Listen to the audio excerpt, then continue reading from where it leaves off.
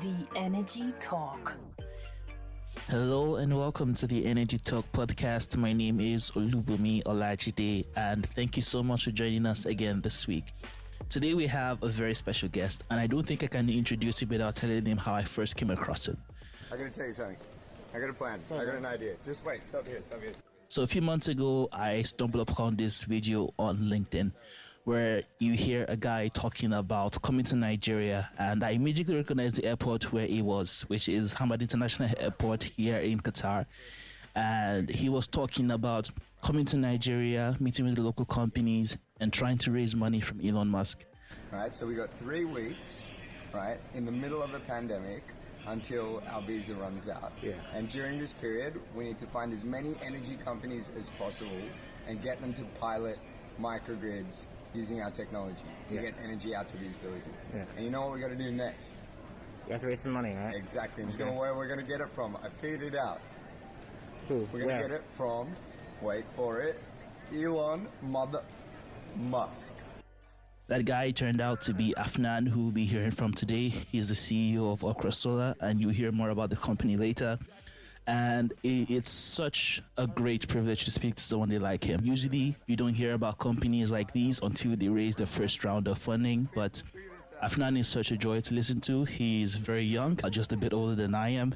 I am extremely excited to have somebody like him on the podcast and hear about the wonderful story and experiences that have led up to him starting Okra Solar. And yes, so I sincerely hope you enjoy this episode. My name is Afi, and I am a citizen of this planet. I was born in Bangladesh, grew up in Australia, spent a bunch of time in Asia, and now I am in Nigeria, Abuja.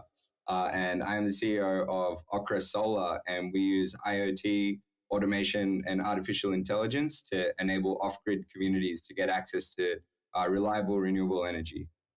Okay, so how did you get involved in the energy space? What was that story for you? The story, I try to keep it short, but the story is, growing up in Australia and then going back to Bangladesh and, having all the privilege and the opportunities and then going to Bangladesh and then sitting with, a bunch of cousins in a field and being like, hey, what are you guys going to do in the future? And then being like, well, we don't have the opportunities that you have.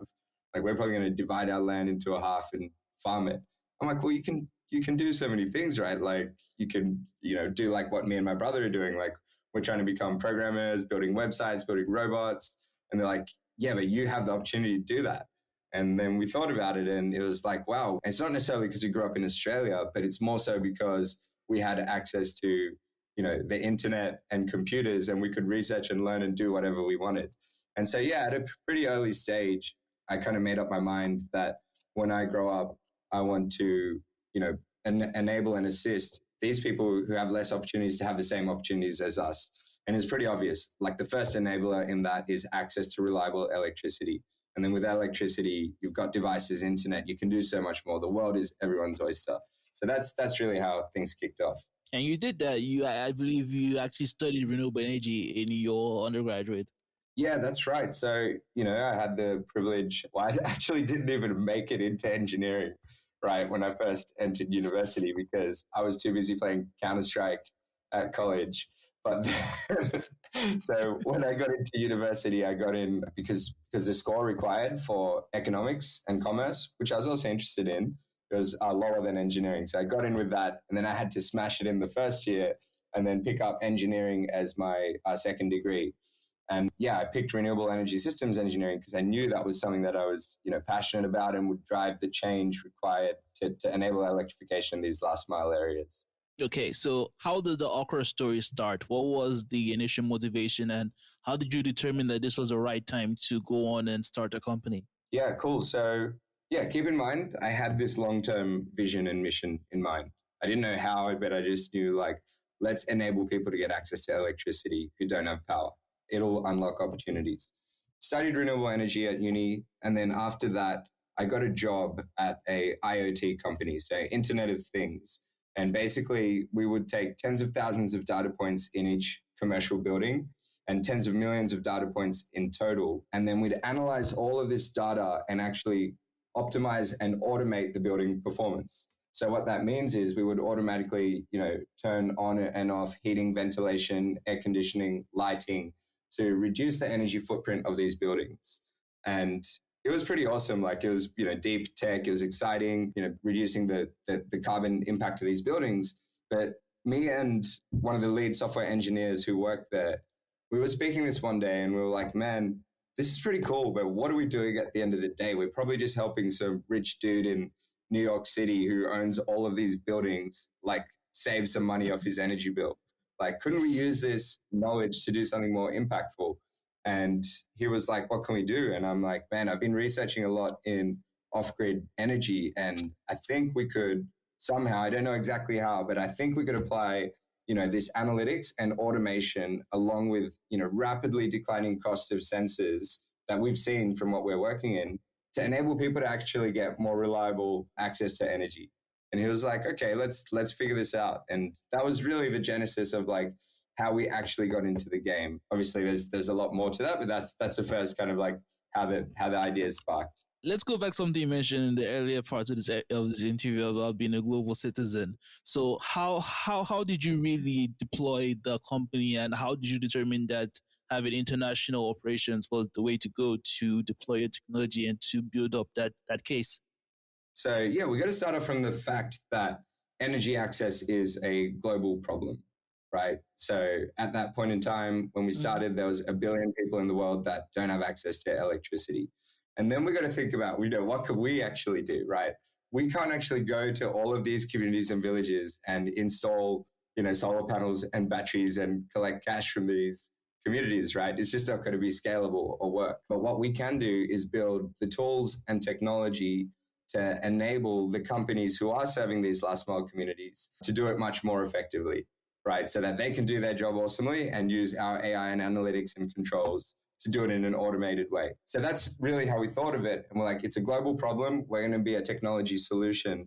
And for us to enable everyone to have energy access, by the end of this decade, we need to make sure that, we're providing this technology to countries all over the world, and that these developed, like so the energy companies all over the world are rapidly scaling out to get this energy out to communities. So that's how we thought of it.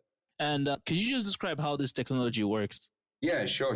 So we can start with how the current status quo tech works, right? So everyone from, the World Bank to the governments to the communities, right? They want these communities to have productive use of energy. So enough power, not just for like, light bulbs, but for, water pumping, refrigeration, charging devices so they can use digital education, all of these amazing things, right? And so the status quo technology right now that companies are using to provide this productive use of energy, they're mini grids. And so that's basically like a whole lot of solar panels and a whole lot of batteries installed at a central point in a village. The challenge though has been that with mini grids, you need to acquire land, which takes time and costs money. And then you need to take this distribution line, so cables, all the way out to the last house of the village.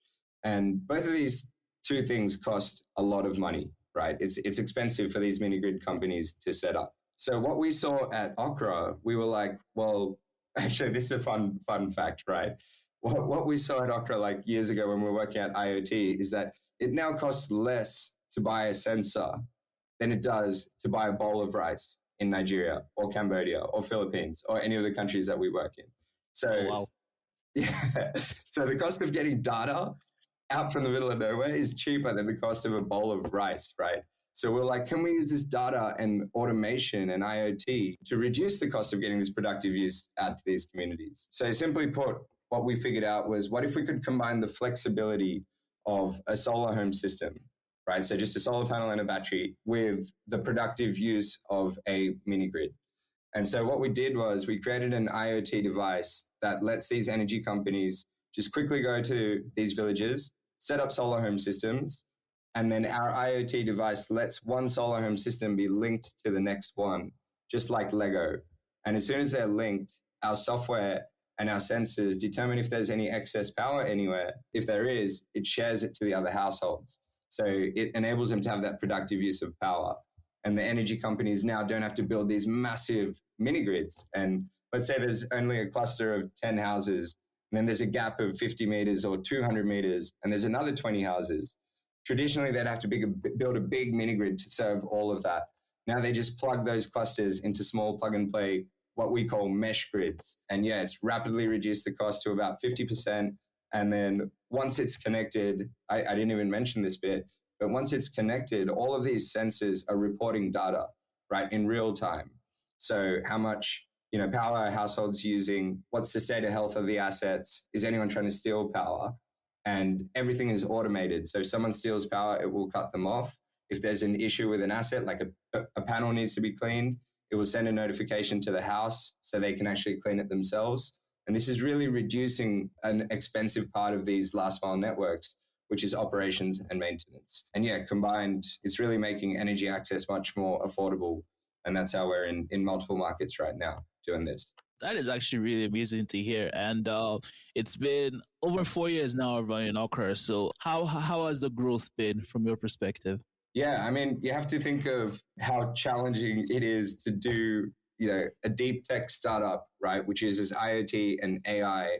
When the end customer that you're actually serving, right, they're making like $1,000 per year average income, right, the entire family. So trying to build a high-tech solution, it makes sense because you need to automate everything because the cost of serving these people is so high. But at the same time, how are you going to recoup that investment, right? So Yeah. The first couple of years of our journey was just hustling, bootstrapping, finding as many smart, passionate people who are willing to work for next to nothing, right, to build this deep tech to serve these communities. So we've got amazing people, like people from Nigeria, people from like the Philippines who we met on Upwork, people from MIT, from like great institutions as well, all come together from 11 different countries, 25 people. And we spent, the first greater part of 3 years building our product, making sure that it's reliable and mass producible. And then we're ready to go, right? And we've got pilots that we've set up in Cambodia and the Philippines. Things are just about to take off. And then guess what happened? Yeah, we all know the answer to that. The bloody C word. But no, it's all good. Like at the end of last year, the world basically was like, there's coronavirus. People don't even have energy, right? Where are we going to put the vaccine? So yeah, last year we actually like 7x'd our growth in the last 3 months of the year, right? When everyone started getting out of the shock of coronavirus. And then this year we entered Haiti and we also entered Nigeria. And Nigeria is exciting because it's the biggest off-grid market in the world. And we're like, who cares about coronavirus? People still need energy. And if we want to prove to everyone what we can do, we need to do it in the biggest market in the world where energy is the biggest challenge, which is Nigeria. Yes. So now we're here. Now we're in Nigeria. So you've been in Nigeria for a few weeks right now. Right now you're in Abuja. And what was your objective? What was the reason why you visited Nigeria and how has it been so far? Yeah. So firstly, Nigeria is epic. Like the people here, some of the most vibrant, intellectual and energetic people that I've met around the world, right? And I've been to many countries. I've been to like over 30 countries around the world. So that's awesome. I love the people here and they're so helpful. And I love the food, jollof rice, cress soup, it's all mad. But why did we come to Nigeria? Well, basically when you think of like, deep tech startups like 10 years ago, or even software companies 10 years ago, where would they go? They would all like maybe prototype proof of concept their technology at home, but then they have to hit the US market because the US market is the biggest market for where they will have their proving ground. There's the most competition, so the best product will win. And when that product wins, it'll have the most impact because there is like, over 200 million people to use their product. When we're looking at energy access technologies, right? So we could be supplying our technology to anywhere in the world. And this challenge does exist in many places of the world.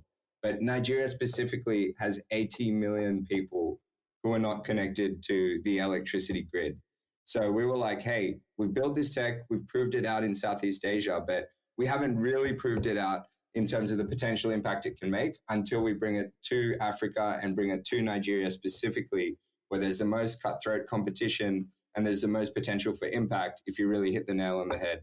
So that's why we've brought it here to do that. Yes. And let's talk about the other objective, because with growth comes the need to raise money. And Wow. how does those two things really coincide, especially considering the whole atmosphere with COVID and how everybody's a lot more reserved, I should say. That's a nice word to use for it. So how has that been? And what is the goal towards that? Yeah, for sure. Thanks. That's a good question. So I'll tell you some interesting things, right? So basically, when coronavirus started, right, a lot of investors, they tell the companies to go into survival mode. They're like, hey, man, you've got to cut back on expenditure and make sure that you last till the end of this pandemic and this recession, and then you can come out the other side. And we were pretty much like, man, that is not what we want to do. Like I mentioned, people don't have refrigeration. Where they're going to put the vaccine if they don't have energy, right? Energy access needs to continue growing during this period. So we were actually like, screw this. Like, we're going to enter Nigeria. We're going to enter Haiti, new markets. We're going to continue growing. And we did all of that. And now we've come to a point where we've managed to, more than 10x our growth from when the coronavirus started, but potentially irresponsibly, you could say, as a founder. Now, in order to continue this growth, we've hired new people, entered new markets. We need to raise more money, right? So one of the things, and actually that's how you probably came across me. But I was in the airport and I'm like, hey, we're going to Nigeria, biggest market. This technology is going to kill it. We're going to work with all these massive local companies to get energy out to more and more communities. It's going to be huge. It's going to scale. But guess what? We need help.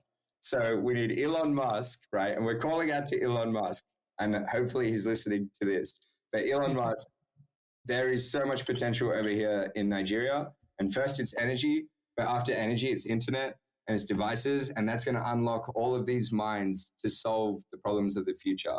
And there's so many parallels between what we're doing and what Elon is doing. So Elon, we want you to let us pitch you, because we're raising $6.5 million in the end of quarter three of this year. We want you to be a part of that. That is so great. And yes, that was the reason why I actually found you. It was a video on LinkedIn. I think I'll put some of it in the intro here.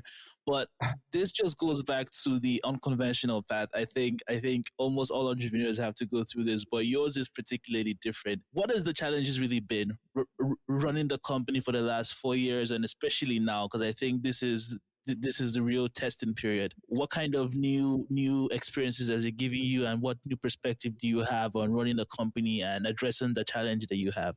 Yeah, well, I think, no one comes into, as like a founder who's like 25 years old, right? You haven't even been like a manager, right? And then you realize that, yeah, you've got this great idea and you know that it can be done. You lay out the steps.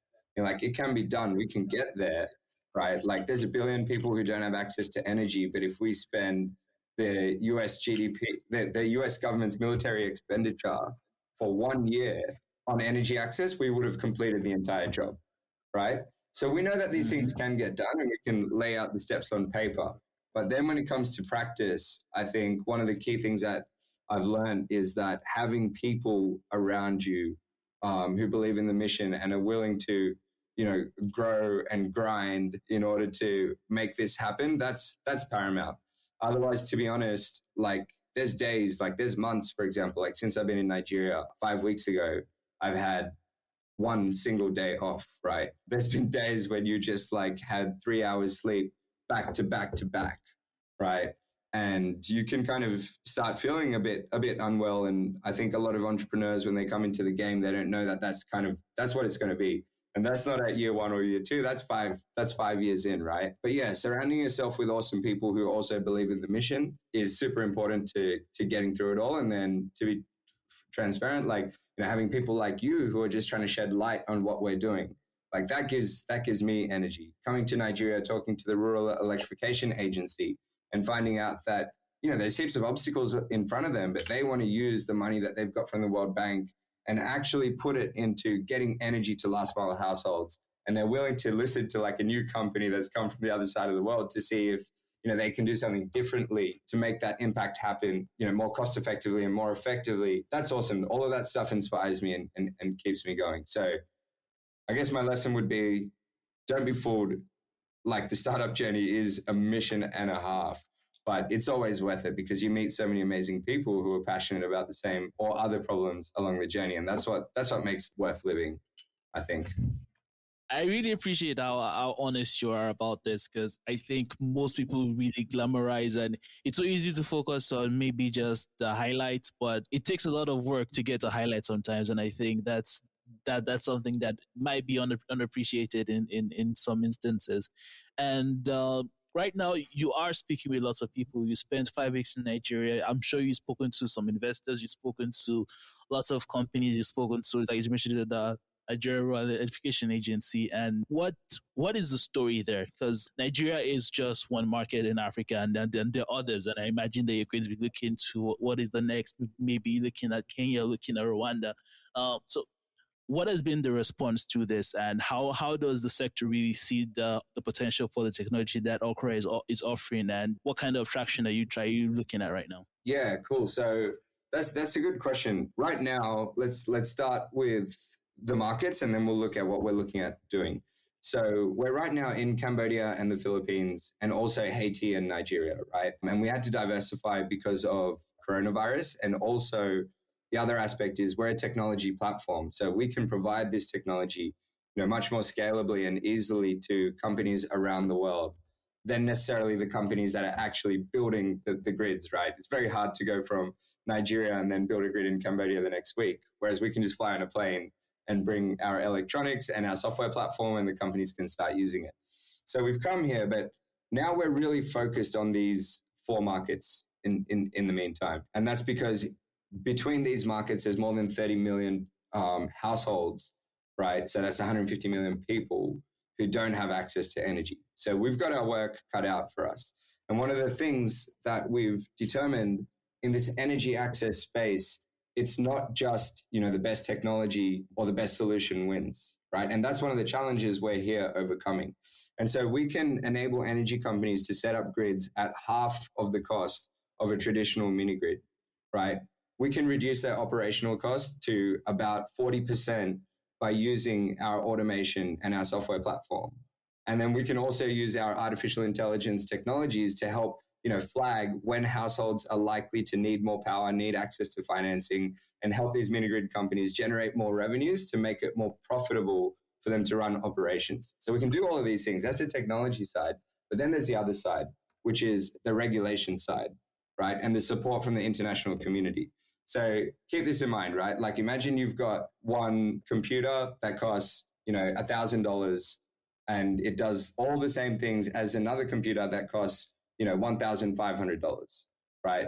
So obviously you're probably going to take the computer that costs $1,000. But imagine then you've got the government that says you're not allowed to use computer A because it's got a chip from a certain company, so you're not allowed to use it. Or imagine the international community says that, hey, if you buy computer B, even though it costs $1,500, we'll give you $800 every time you buy it. So that reduces the cost of computer B and effectively makes the non-competitive solution more competitive. And so that's what anyone is up against when they're creating new innovative technologies, right? Anywhere in the world, not just the energy access space, but particularly energy, because a heavily regulated market that's heavily dependent on international donors to fund it.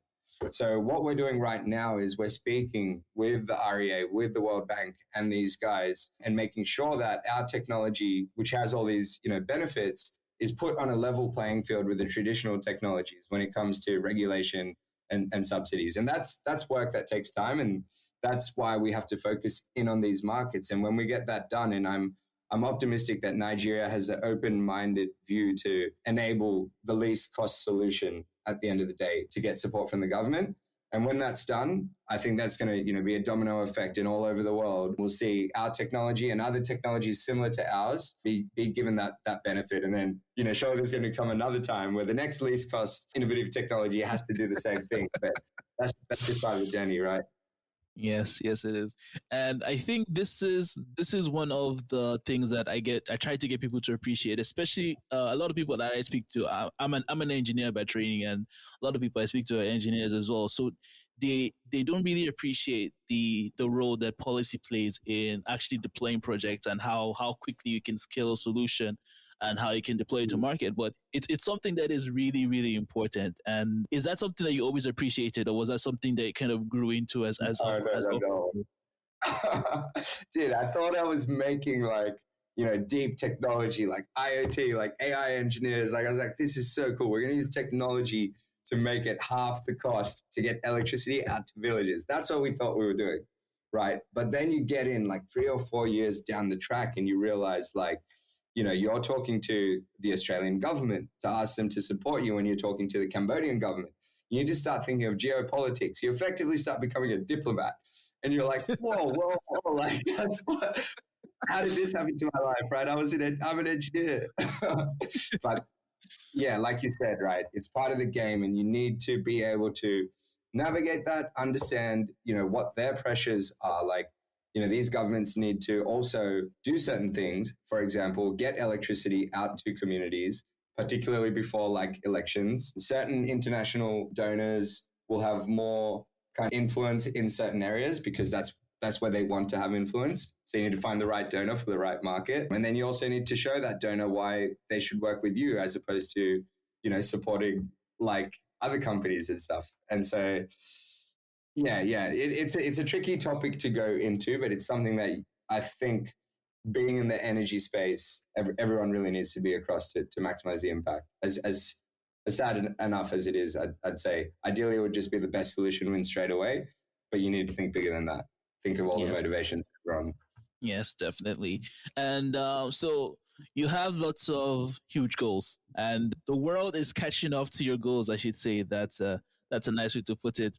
And apart from pitching Elon Musk and trying to raise money, what do you see as the next steps for Okra, and how do you really prioritize what you're going to be doing the next few months to the next year? Yeah, for sure. So aside from Elon, Dangote, if you're listening, we're happy to pitch you.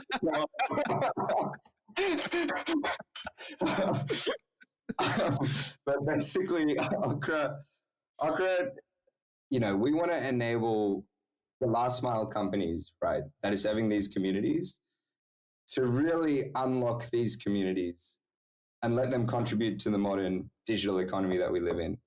So over the next couple of years, what Okra is going to be doing is we're going to be integrating across the board for electricity-based infrastructure. So I'm talking internet as a service. I'm talking electric vehicle charging stations. I'm talking inverters, traditional meters. All of this data will be able to come through our platform, which will enable energy companies to basically just go out there, set up this infrastructure, and then manage all of that through our automation and through our software platform so that they can continue just scaling, and we can support them with our artificial intelligence and our analytics. So let me touch a bit about the artificial intelligence, right? So think about it. We've got customers now in multiple countries around the world. And there's these households who there was no data on before. No one even knew like how much income they have or what they're doing, how many people are in the house. Now we're collecting information on, how much energy they're using. Are they using it for productive uses or not? How much payments are they making, right? Are they missing payments? And all this information is coming through our AI pipelines and enabling us to start profiling these households and being like, hey, this household has, a high likelihood of benefiting from financing a freezer or from digital education tools such as laptops. And then through our platform, the energy companies can finance this to the households. The households increase their income, which is great. And then they pay using mobile money. And if they don't pay, then we collect that data, right? And temporarily that household can be shut off through the IoT, but that data comes through and it feeds the pipeline. And the pipeline actually gets smarter and smarter. And it's being trained from energy companies all around the world, right? And so this information eventually lets the energy company make better decisions on how to serve their customers, and it helps customers get better services. And something that's probably interesting to note is, some people think like using all this data to, provide finance or not provide finance, that's a bad thing. What if a house misses out? But the stark reality is before the data was being used, if you provide finance to someone that can't pay back, then that person has a significantly increased likelihood of like committing suicide, for example, right? And now you're using all of this data to make sure you're making the right decisions on how to grow the network, how to provide appliances, how to finance, which is good for the companies and good for the communities. So that's where we're going. And after we raise the Series A, we'll be doing a whole bunch of these integrations to get there as fast as possible. That is fantastic. I'm genuinely excited for the story of Okra. And so I have two questions to end up with. The first one is going to be very obvious, is why did you choose the name Okra to begin with? Well, basically, like, we were just eating dinner in Cambodia in this restaurant, and me and my co-founder, he's a tech guy, like, we had won some funding and we had to write down the name of our company to get that funding. And at that point, it was called Distributed Smart Internet of Things Networks. And there was no way we could write that. We'd probably just lose all the money, right? And so we're trying to brainstorm over dinner. And my co-founder's like, man, I love Apple. Like, Apple's such a good company. And just then he's cutting up a piece of vegetable and he brings it to his mouth. And I'm like, dude, what about Okra? And he's like, Okra, yeah, Okra is. Yeah, that was the moment, basically. That was not what I was expecting. Yeah, people think it's a lot more deep than that. But we will come up with a deep story as well. That's the OG story. The best stories often go like that. And the second one is, a lot of the audience are young people in the energy sector. Either they're still in school or their first few years of their career. And I'm sure a lot of them would be thinking of how can they solve problems in their communities? How can they be part of the push to solve this global energy challenge, especially for the African continent? And you've had a lot of experience doing very hands-on work in the energy space across many different countries at this point. What advice do you have for young people looking to start companies and to apply solutions to whatever field they choose? I'd say number one is internet, right? So you don't even have to be an engineer. Like, you can learn about batteries, about PV, about IoT, about payments, about all of this stuff online pretty easily. So anyone, if you want to solve energy access or energy security, anyone can jump in there, start researching.